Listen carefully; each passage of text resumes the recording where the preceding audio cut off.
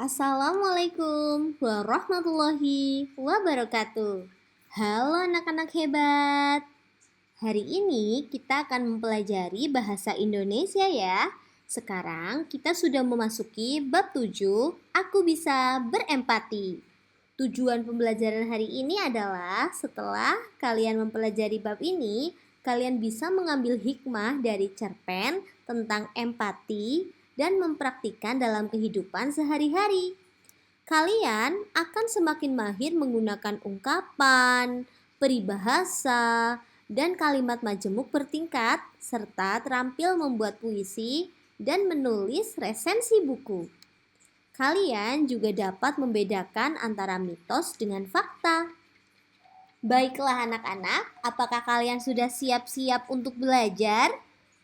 Nah, karena di bab 7 ini kalian akan mempelajari tentang empati dan memahami apa yang sedang dirasakan oleh orang lain, maka sebelum mulai belajar, kita bermain dulu yuk. Kita akan memperagakan ekspresi dalam kehidupan sehari-hari. Ekspresi senang, ekspresi malu, ekspresi marah, ekspresi terkejut, ekspresi takut, ekspresi sedih, ekspresi semangat, dan ekspresi jahil.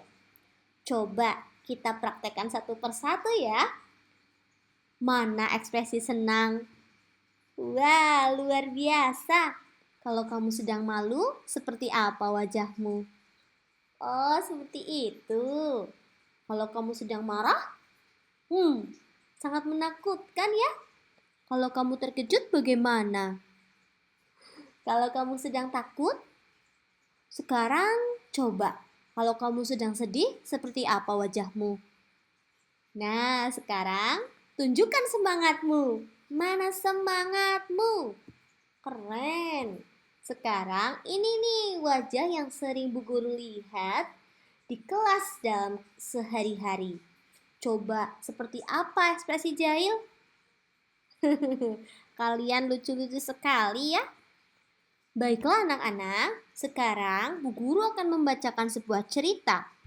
Dan kalian bisa menirukannya ya. Cerita ini berjudul Teman Baru Frida. Ngompol, Frida ngompol, teriak Hanafi sambil tertawa-tawa. Tangannya menunjuk ke arah Frida. Muti dan Frida yang sedang berjalan menuju kantin terkejut. Teman-teman yang lain mengalihkan pandangan ke arah Frida. Beberapa anak berbisik-bisik. Muti memeriksa sekilas bagian belakang rok seragam merah milik Frida. Kamu bocor. Ayo, kita ke toilet, bisik Muti ke Frida. Muti mengajak Frida berjalan cepat-cepat meninggalkan area kantin. Sebelum sampai ke toilet, tiba-tiba Frida terduduk. Ia menangis. Wajahnya ia tutupi dengan lengan. Muti bingung. Dia tahu temannya merasa kaget, takut, dan cemas mendapatkan haid pertamanya di sekolah. Muti ingin menghibur Frida dengan mengatakan, "Sudah, jangan menangis." Tapi ia urungkan. Mungkin tidak apa-apa Frida menangis agar sedikit lega. Sekarang, apa yang bisa dia lakukan untuk membantu Frida? Ketika Muti masih kebingungan, Roni dan Salim lewat. "Frida kenapa?" tanya Roni. Muti hanya mengangkat bahu. Roni dan Salim juga mengangkat bahu dan menjauh. Muti memutar otak. Siapa yang bisa membantu Frida dalam situasi ini? Mungkin dia bisa meminta tolong pada Agni, ketua kelas. Tetapi Agni pun belum pernah mengalami hal yang seperti ini terjadi pada Frida. Bagaimana dengan Salma? Sepertinya dia paling dewasa di kelas 6. Sudah banyak makan asam garam. Pucuk dicinta, ulang tiba. Dari kejauhan, tampak Agni dan Salma berjalan menghampiri mereka. "Kami tahu dari Roni. Ada apa dengan Frida?" tanya Agni. "Sepertinya dia mens pertama kali," jawab Muti. Salma segera berkata, "Ayo kita antar ke UKS saja. Di sana ada pembalut dan seragam yang bisa dipinjam untuk ganti. Mereka berempat menuju UKS. Salma membantu Frida mengganti rok seragam. Salma juga mengajari cara memakai pembalut. Setelah membersihkan diri dan berganti rok, Frida tampak lebih tenang. Dia tidak menangis lagi, meskipun matanya masih memerah. Agni membelikan teh panas untuk Frida di kantin agar temannya itu merasa lebih nyaman. Dia juga melaporkan kejadian itu ke Bu Anita. Di UKS, Frida berterima kasih kepada teman-temannya yang ringan tangan membantunya. Jangan khawatir Frida, berat sama dipikul, ringan sama dijinjing. Iya kan? Balas Muti. Tiba-tiba pintu diketuk dan masuklah Bu Anita. Muti menceritakan kejadian yang menimpa Frida. Bu Anita memuji tindakan Muti, Salma, dan Agni yang membantu temannya. Bu Anita juga meyakinkan Frida bahwa yang dia rasakan itu normal. Wajar ketika anak perempuan takut dan cemas ketika mendapatkan haid pertama di waktu dan tempat yang tidak terduga. Karena itu, SD Pesisir menyediakan pembalut wanita dan pakaian dalam, serta meminjamkan seragam untuk ganti demi mengantisipasi kejadian seperti ini. Teman barumu itu datangnya memang tidak bisa disangka-sangka, Frida, kata Bu Anita sambil tersenyum. Semua ikut tertawa. Esok harinya, Frida berangkat ke sekolah dengan langkah lebih ringan. Dia membawa rok seragam pinjaman dari sekolah yang sudah dicuci. Barangkali hari ini ada yang membutuhkan, pikirnya. Frida masih canggung memakai pembalut, tetapi dia pikir lama-lama juga akan terbiasa. Tadi malam, dia membaca-baca buku kecil yang diberikan Bu Anita tentang menstruasi. Isinya segala hal yang ingin dia ketahui. Cara menjaga kebersihan dan kesehatan saat menstruasi, mitos seputar menstruasi, cara memakai pembalut, dan berbagai informasi lain. Ketika Frida berjalan sambil terus berpikir, Hanafi mendekatinya. Aku mau minta maaf. Kemarin aku tidak tahu kalau kamu. Jadi sekali lagi aku minta maaf Frida, kata Hanafi panjang lebar. Oh iya, tidak apa-apa. Aku maafkan, sahut Frida. Sebenarnya Frida masih kesal, tapi tiada gading yang tak retak. Lebih dari itu, memaafkan teman membuatnya lebih bahagia. Bagaimana anak-anak? Apakah kalian memahami cerita ini? Kalau kalian sudah paham, coba jawab pertanyaan-pertanyaan Bu Guru di buku tulismu ya. Mengapa Frida menangis? Yang kedua, apakah kalian pernah melihat teman yang tiba-tiba menangis di sekolah? Apa yang terjadi? Dan apa yang akan kalian lakukan pada teman tersebut? Pertanyaan yang ketiga, mengapa Hanafi terlihat senang pada awal cerita? Pertanyaan yang keempat, apa yang dilakukan Muti saat Frida menangis? Pertanyaan yang kelima, mengapa Muti berpikir bahwa Salma paling dewasa di antara teman-temannya di kelas 6? Pertanyaan yang keenam, apakah menurut kalian Frida beruntung? Jelaskan pendapat kalian. Pertanyaan yang ketujuh, apakah kalian sudah mendapatkan pengetahuan tentang menstruasi? Pertanyaan yang kedelapan, menurut kalian apakah anak laki-laki perlu mendapatkan pengetahuan tentang menstruasi? Jelaskan alasan kalian ya. Yang kesembilan, menurut kalian apa saja yang harus dilakukan sekolah untuk membuat siswa perempuan tetap nyaman saat menstruasi? Baiklah anak-anak hebat, coba dikerjakan dulu ya pertanyaan nomor 1 sampai nomor 9.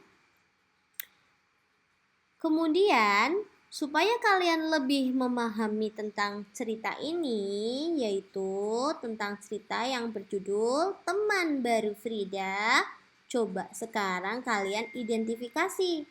Di mana cerita itu terjadi? Kapan waktu cerita itu terjadi? Dan siapa tokoh-tokoh yang ada di dalam cerita? Coba sekarang identifikasi ya, di mana tempat itu terjadi, waktunya kapan, tokohnya siapa saja. Kemudian kalian bisa menceritakan di bagian awal, di bagian tengah, dan di bagian akhir cerita menurut versimu. Nah, setelah membaca cerita tentang teman baru Firida, kalian akan mengetahui kosakata baru. Tadi ada kosakata seperti menstruasi, pembalut, haid, datang bulan, mengantisipasi. Coba kalian buka Kamus Besar Bahasa Indonesia online ya. Alamatnya di kbbi.go.id. Kemudian kalian ketik kosakata baru yang ingin kalian ketahui artinya. Kemudian kalian tulis di buku kalian masing-masing ya. Ayo semangat, karena kelas 6 hanya membutuhkan kurang dari 2 bulan lagi, kalian sudah harus lulus dari kelas 6 ini dan melanjutkan ke pendidikan yang lebih tinggi. Jadi tinggal sebentar lagi kok kalian belajar, maka dari itu harus semangat. Nah, sekarang kita belajar tentang mitos atau fakta. Apakah kalian sudah mengetahui apa itu arti mitos?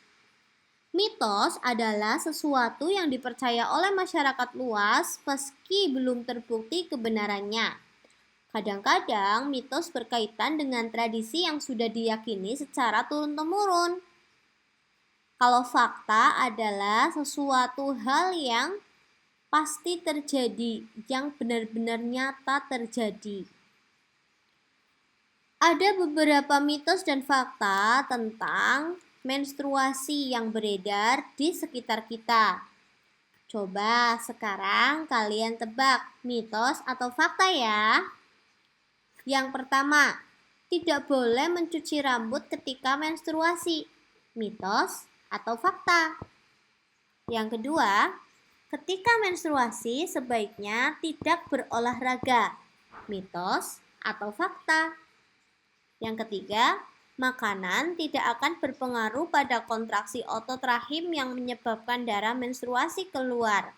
Mitos atau fakta? Yang keempat, remaja perempuan yang sedang menstruasi tidak kotor dan tidak perlu dijauhi. Mitos atau fakta? Yang kelima, minum air dingin menunda datangnya menstruasi.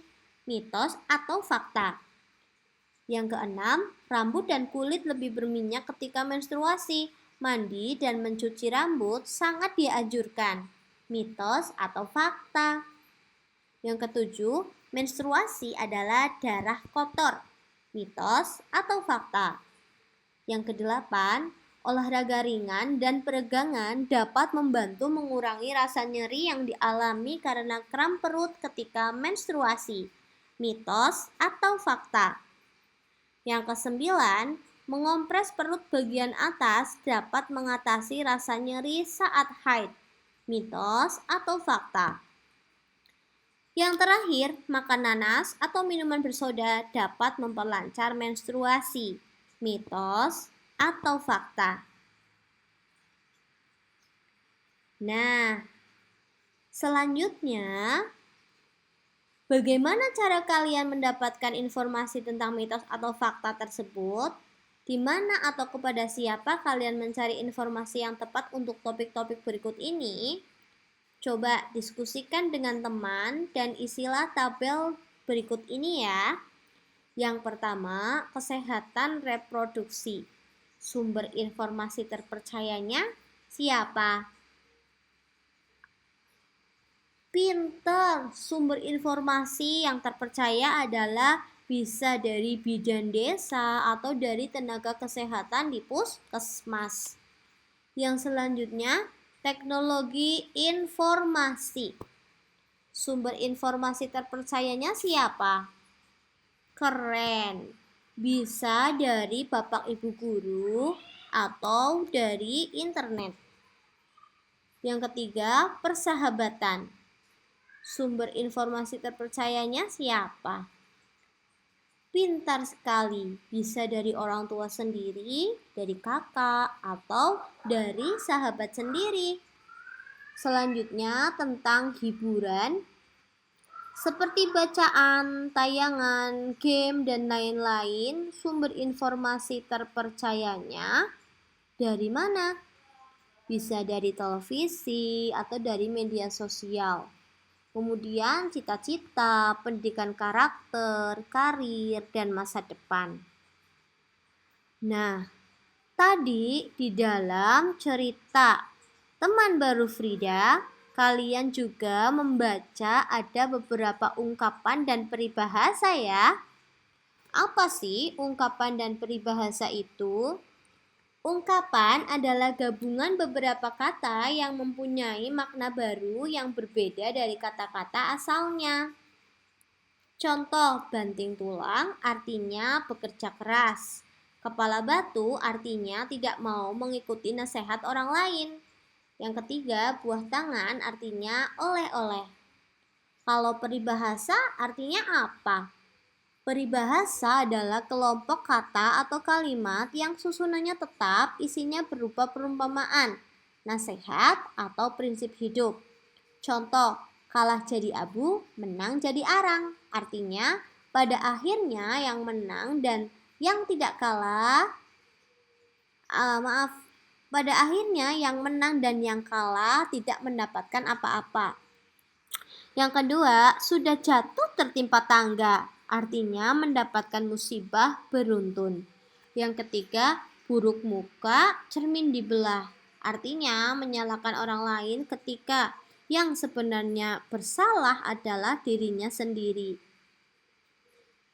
Coba anak-anak, sekarang dalam cerita pendek Teman Baru Frida ada beberapa ungkapan dan peribahasa. Coba kalian isi ya tabel berikut ini. Ringan tangan maknanya apa? Kalau ungkapan memutar otak maknanya apa? Dan sekarang tentang peribahasa. Pucuk dicinta ulam tiba, maknanya apa? Berat sama dipikul, ringan sama dijinjing, maknanya apa? Tiada gading yang tak retak dan banyak makan asam garam. Coba kerjakan di bukumu ya.